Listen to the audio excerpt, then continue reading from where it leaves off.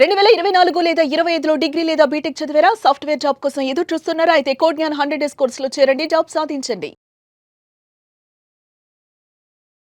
నమస్తే, నేను విజయ్. భార్యాభర్తల మధ్య వివాదాలు వచ్చినప్పుడు ఒకవేళ భార్య భర్తతోనే కలిసి ఉండాలని కోరుకుంటే నిజంగా చట్టం ఏం చెప్తుంది? భర్త వద్దు అంటుంటే భర్త వైపు చట్టం ఉంటుందా, లేదంటే భార్య కోరినట్టుగానే ఆమెకు అనుకూలంగా చట్టంలో తీర్పులు ఉంటాయా? వీటి గురించి డిస్కస్ చేద్దాం. మనతో పాటు సీనియర్ హైకోర్టు అడ్వకేట్ పూజారి నాగేశ్వర గారు ఉన్నారు. సార్ నమస్తే.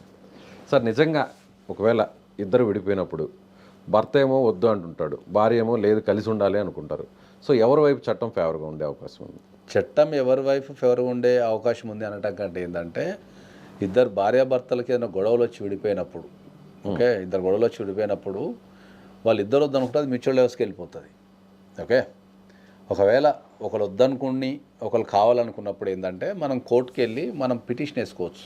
ఆర్సీఆర్ అనే ఒక పిటిషన్ ఉంటుంది. దాన్ని జనరల్ భాషలో మనకు లా భాషలో ఆర్సీఆర్ అంటాం మనం. రెస్టిట్యూషన్ ఆఫ్ కాంజుగల్ రైట్స్ అని ఉంటుంది. అంటే భార్య కానీ భర్త కానీ కోర్టుకి వెళ్ళి కలిసి ఉండాలనుకున్న వ్యక్తి, ఎవరైతే కలిసి ఉండాలనుకున్న వ్యక్తి, మనం కోర్టుకి వెళ్ళి నా భర్తతో నాకు కలిసి ఉండాలని ఉంది కాబట్టి నన్ను కలపండి అని చెప్పేసి మనం ఆ సెక్షన్ కింద, section 9 of Hindu marriage act section కింద మనం పిటిషన్ వేసేసుకుంటే కలిపే అవకాశం ఉంటుంది. అది భర్త అయినా కానీ భార్య అయినా. ఇద్దరు విడిపోయినప్పుడు భర్త కూడా పోయి వేసుకోవచ్చు దాన్ని. భర్త కూడా పోయి కోర్టుకి వెళ్ళి నా భార్యతో కలిసి ఉండాలని పిటిషన్ వేసుకోవచ్చు. భార్య కూడా వెళ్ళి, ఒకవేళ భార్య కూడా కలిసి ఉండాలంటే వాళ్ళు వెళ్ళి పిటిషన్ వేసుకోవచ్చు. ఓకే, పిటిషన్ వేసుకుంటే దాంట్లో కోర్టు పరిశీలించి కౌన్సిలింగ్ అనేది కొద్దిగా ఎక్కువ శాతం రోల్ ప్లే చేస్తుంది. కాబట్టి దాంట్లో మనం కౌన్సిలింగ్ సెషన్స్ కనుక ఎక్కువ పెట్టించుకోగలిగితే నెంబర్ ఆఫ్ టైమ్స్ అనేది ముచ్చటపెట్టడం జరుగుతుంది. వాళ్ళిద్దరి మధ్యలో ఉన్న డిఫరెన్సెస్ ఏమున్నాయి, వాళ్ళు కలిసి ఉండే అవకాశం ఉందా, కలిసి లేని అవకాశం ఉందా, కలపాలంటే ఏం చేయాలనేది కౌన్సిలర్స్ ఉంటారు కాబట్టి, మీడియేషన్ సెంటర్లో చేస్తారు కాబట్టి వాళ్ళు కలిసిపోవడానికి అవకాశం ఎక్కువ ఉంటుంది. ఓకే, సో వాళ్ళు ఎప్పుడైనా కూడా ఏంటంటే వీళ్ళందరికీ అర్థం కాని విషయం ఏంటి అంటే, ఇప్పుడు పిటిషన్ వేస్తే కలిసిపోతారా సార్ అని చాలామంది అడుగుతారు. ఓకే, అంతే కదా, చాలామంది అడుగుతుంటారు నన్ను. పిటిషన్ వేస్తే కలిసే అవకాశం లేదు, ఓకే, కానీ మీరు మీడియేషన్ చేయడం ద్వారా కలిసే అవకాశం ఉంటుంది. సో మనం పిటిషన్ ఎప్పుడు సజెషన్ చేస్తామంటే ఏంటంటే, జనరల్గా ఇప్పుడు ఒక భార్యాభర్త విడిగా ఉన్నారు. సో ఒక సైడ్ నుంచి కలిసి ఉండాలని అనుకుందాం. సపోజ్ ఇప్పుడు భర్తకు కలిసి ఉన్నది భార్యతోని, భర్త కాల్ చేస్తుంటే ఫోన్లు ఎత్తారు. అవును, స్విచ్ ఆఫ్ చేసేస్తారు, బ్లాక్ చేసేస్తారు, ఫోన్లు ఎత్తారు, ఇన్ఫర్మేషన్ ఇయ్యరు, పెద్ద మనుషులు పిలిచినా రారు, లేకపోతే ఎక్కడ పోయి పిలిచినా రారు, ఫ్రెండ్స్ పిలిచినా రారు. వాళ్ళు ఒక డెసిషన్ చెప్పరాలు ఎప్పుడు. అంటే ఏదో ఒక పాయింట్లో విభేదించుంటారు, అక్కడి నుంచి గొడవ స్టార్ట్ అయింది. అసలు ఏం జరిగిందని చెప్పుకునేటువంటి వెసులుబాటు కూడా ఉండదు కాబట్టి అప్పుడు భర్త వెళ్ళి నాకు భార్య కావాలా అని చెప్తే కోర్టు నోటీస్ ఇస్తే ఎవరైనా కోర్టుకు రావాల్సిందే. ఎవరైనా రావాల్సిందే. ఏదన్నా కారణం వల్ల కోర్టుకు రాలేదు అంటే ఈ కేసు వేసుకున్న వ్యక్తి ఫేవర్లో జడ్జిమెంట్ వస్తుంది. సో ఆ వెలుసుబాటు ఉంది.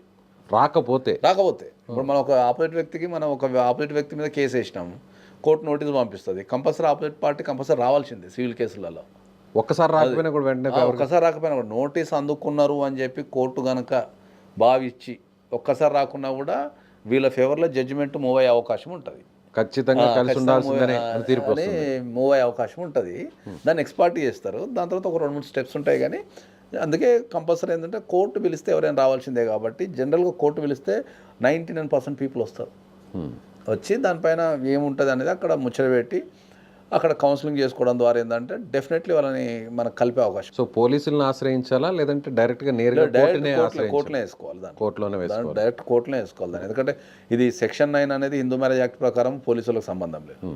సో కోర్టుకు వెళ్ళి నా భర్తతోను కానీ నా భార్యతోను కానీ కలిసి ఉండాలని ఉంది కాబట్టి మమ్మల్ని కలపండి, నా భార్యను కానీ నా భర్తను కానీ కాపురానికి పంపించండి అనేదే మనకు సెక్షన్ 9 పిటిషన్. అది అంటే కౌన్సిలింగ్ అంటే ఎన్ని సెషన్స్ ఉండొచ్చు మీరు అన్నట్టుగా? కౌన్సిలింగ్కి సెషన్స్ అంటే ఏమి ఉండవు ఎప్పుడు కూడా. ఎందుకంటే అది డిపెండ్ అపాన్ ద టాపిక్, వాళ్ళ మధ్యలోని ఇష్యూస్, ఇన్వాల్వ్మెంట్ ఉన్న పర్సన్స్, ఎంతమంది ఇన్వాల్వ్మెంట్ అయి ఉన్నారు, ఎవరు మాట వింటున్నారు. కొన్నిసార్లు అమ్మాయి వాళ్ళ తల్లిదండ్రుల మాట వింటుంటుంది, కొన్ని సందర్భాలలో అబ్బాయి వాళ్ళ తల్లిదండ్రుల మాట వింటుంటారు. వాళ్ళు డామినేషన్ చేస్తుంటారు ఫ్యామిలీ వీళ్ళిద్దరి మధ్యలోకి వచ్చి, వాళ్ళ తల్లిదండ్రులు కానీ వీళ్ళ తల్లిదండ్రులు కానీ. వాళ్ళకి కూడా కౌన్సిలింగ్ ఇస్తారా? వాళ్ళకు కూడా కౌన్సిలింగ్ ఇస్తారు, వాళ్ళని కూడా పిలుస్తారు, వాళ్ళని కూడా కౌన్సిలింగ్ ఇస్తారు.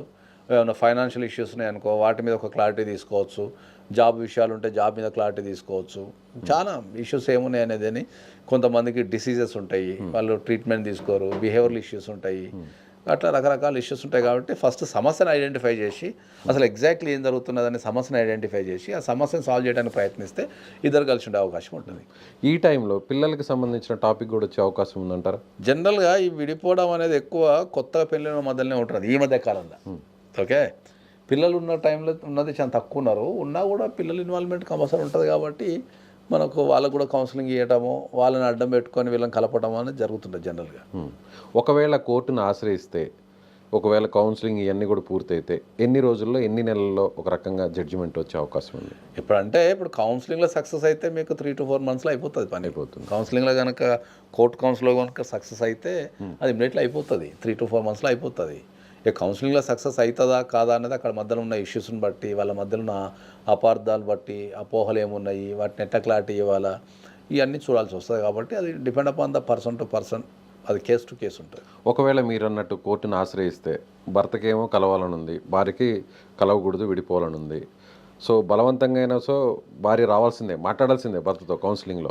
జనరల్గా ఏమవుతుందంటే మనం ఆర్సీఆర్ పిటిషన్ ఎప్పుడైతే నేను నా భర్తతోను కానీ నా భార్యతోను కానీ కలిసి ఉండాలని మనం పిటిషన్ వేసినప్పుడు జనరల్ రూల్ ఏముంటుందంటే ఏంటంటే పిటిషన్ని పరిశీలించి వాళ్ళని కౌన్సిలింగ్లో కలపడం కానీ లేకపోతే వాళ్ళని డైవర్స్ తీసుకునేటట్టు చేయడం కానీ చేస్తారు. అది బేస్డ్ ఆన్ దేర్ విష్, వాళ్ళ మీద ఉన్న దాన్ని బట్టి చేస్తారు, ఆ కేసుని బట్టి. ఓకే, ఒకవేళ అక్కడ మనకు కలిసిపోవడానికి కానీ లేకపోతే విడిపోవడానికి కానీ సిద్ధంగా లేరు అని కనుక కౌన్సిలింగ్గా తేలితే కోర్టు ట్రయల్ చేస్తుంది. ట్రయల్లో మనం రాసిన విషయాలను కనుక నిరూపించుకుంటే భార్యను కానీ భర్తను కానీ వచ్చి జైన్ గమ్మని చెప్పేసి కంపల్సరీ మీకు కోర్టు ఆర్డర్ ఇస్తుంది.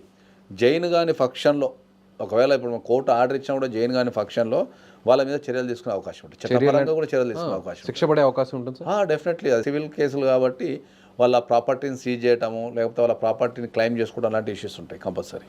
సో కోర్టు తీర్పుని ఎవరైనా గౌరవించాల్సిందే. Okay sir. సో దానికి వేరే ఆప్షన్ ఏం లేదు. Okay sir. సో ఇప్పుడు ఈ కౌన్సిలింగ్ కూడా జ్యుడిషియల్ ఆధ్వర్యంలో నడుస్తుంది అంతా కూడా? జనరల్గా కౌన్సిలింగ్ అనేది ఇప్పుడు జ్యుడిషియల్ ఆధ్వర్యంలో కోర్టులో ఉన్న మీడియేషన్ సెంటర్లోనే నడుస్తుంటుంది. బయట మనం ప్రైవేట్ అడ్వకేట్లను కానీ ఫ్యామిలీ కౌన్సిలర్ కానీ పెట్టుకుని కూడా తీసుకోవచ్చు, depend upon the parties. Okay, through court. Okay sir, thank you. So ఇది సీనియర్ అడ్వకేట్ పూజారి నాగేశ్వర గారు చెప్తున్నట్టుగా ఖచ్చితంగా కూడా కలవాలని కోరుకుంటే భార్య కానీ భర్త కానీ ఖచ్చితంగా కోర్టుని ఆశ్రయించాలి. కోర్టు ద్వారా కొన్ని డైరెక్షన్స్ వస్తాయి, మ్యాక్సిమం కౌన్సిలింగ్ చేస్తారు. అలా కాకుండా కోర్టు తీర్పుని గౌరవించుకుంటే ఖచ్చితంగా శిక్ష కూడా పడే అవకాశం ఉంది. ఒకవేళ నోటీస్ అందుకున్న తర్వాత కూడా కోర్టుకు కానీ హాజరు కాకపోతే, కోర్టు ముందు జడ్జి ముందు కానీ హాజరు కాకపోతే ఎవరైతే కోర్టును ఆశ్రయిస్తారో వారికి ఫేవర్గా తీర్పు కూడా వచ్చే అవకాశం ఉందని అంటున్నారు. Thank you so much.